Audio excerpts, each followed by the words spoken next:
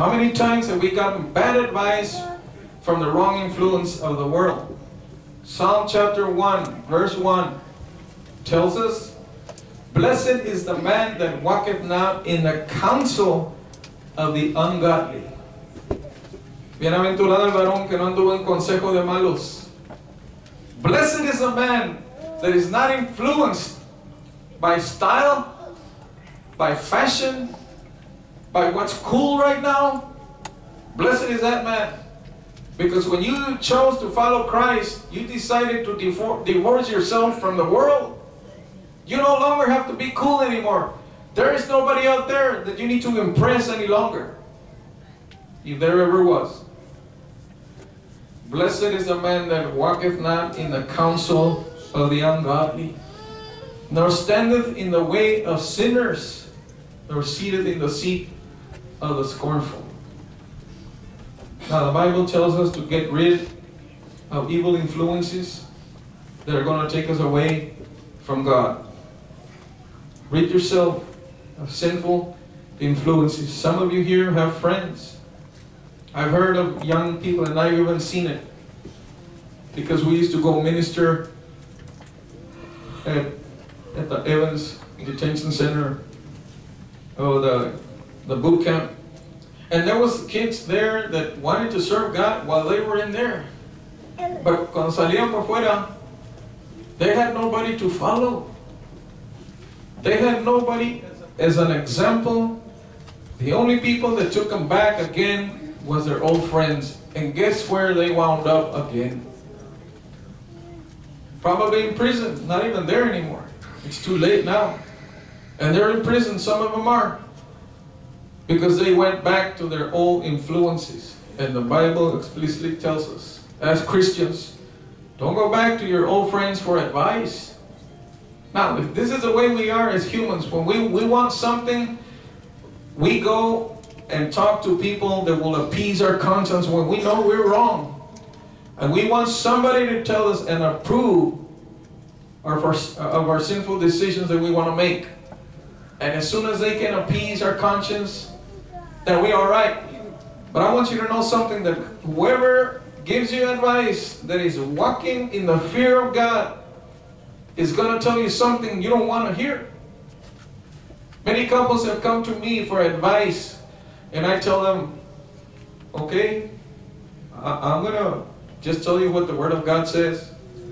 Don't you think that I'm here to appease anything that you may be doing wrong or to take sides? I'm going to tell you what the Word of God says. Black and white.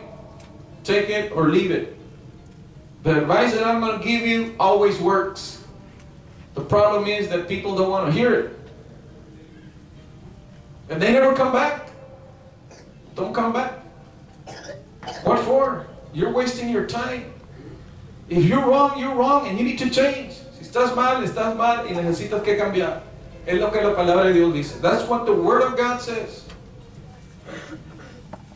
But we have to be dignified, and people want to hear things in a seeker-sensitive fashion so as not to offend them. Let me tell you, God has offended me so many times. I lost track already. And God is going to offend you because He's going to tell you the truth. But that's because He loves you. You know, my dad didn't want us to hang around those pool halls, not because he wanted to strip us from our fun. He didn't want to suck the life out of us. Because perhaps I wouldn't even be here behind this pulpit if those rules were not enforced in my house. A lo mejor hubiera estado in prison, I don't know. You may think, I mean, that's radical. Yeah, it's real radical, because all it takes is one bad move. And all it takes is one bad advice. All it takes is one bad sin. How many people have destroyed their life because of one sin? With a moment of pleasure, 5 minutes, and it's gone. Yeah, they gave up their life. All their dreams that they have are gone. Now God is calling us. But may we count the cost that it's going to cost us when God calls us. Go to the book of Luke, chapter 14.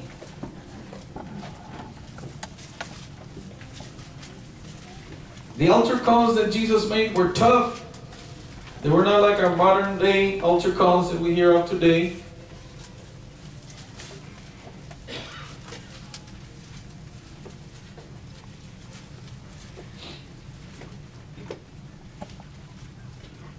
Verse 25.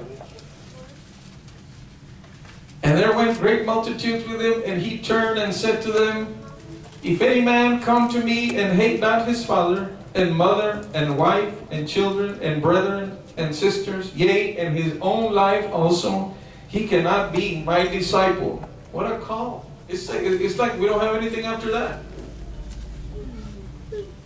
It's like God is cutting us off completely, not only from those who are around us, our loved ones, but from our very own life, our very dreams that we had, the very things that we adore, the very things that are important to us. Verse 27, and whosoever does not bear his cross and come after me cannot be my disciple. Verse 26, here's the verse. It speaks about counting the cost. It says, For which of you intending to build a tower sitteth not down first and counted the cost, whether he have sufficient to finish it? Lest haply after he has laid the foundation and is not able to finish, all that behold it begin to mock him, saying, This man began to build and was not able to finish. How many people have gone to the church and get ridiculed out in the world because they go back to the world? Because they're hypocrites. And the people out there see that and say, Mira, el hermano donde anda. Look at the brother where he's at. I thought he was a Christian. See, that's why Jesus said, don't come to me unless you first come to cost. Don't complain. Don't come to church thinking that everything's going to be fine. You must sit down and count what it's going to cost you to follow me. When God calls us, we ought to sit down first and count that cost and say, am I ready to follow Jesus at all costs? Am I ready to be ridiculed?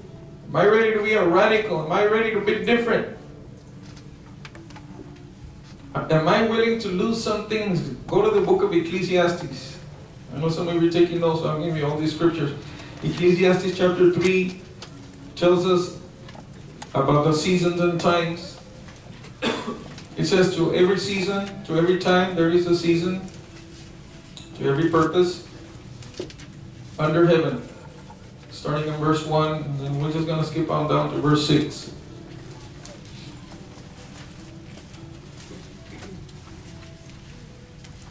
Now the Bible tells us that there is a time to get and there is a time to lose. I'll stop right there because that's what I want to focus on. Jesus said, if any man will come after me, let him deny himself, take up his cross and follow me. For whosoever shall save his life shall lose it. And whosoever shall lose his life for my sake, the same shall save it. Now, let me give you an illustration. Some of us here like ice cream. How many of you like ice cream? Come on, let's be honest. There you go. That's better. We like ice cream. But what does ice cream do to us? Let's start off with the emotions first. It makes us feel complete. It's like it fills the cracks of the heart. It just satisfies us. And you can, my favorite was banana nut. I haven't eaten ice cream in a year and a half. But that used to be my favorite. Agarraba uno grandote así, y solo me lo... Looking for more nuts. And it would just temporarily just appease my emotions. All my problems would leave. That's what food does to us. It's like a drug, you know. It gets that dopamine and those chemicals in the brain going. And you feel great. Okay, that's the emotional side. Now, if you turn it around, the ice cream box, and you begin to read the ingredients and the nutrition facts, you don't want to do that before you eat it. You can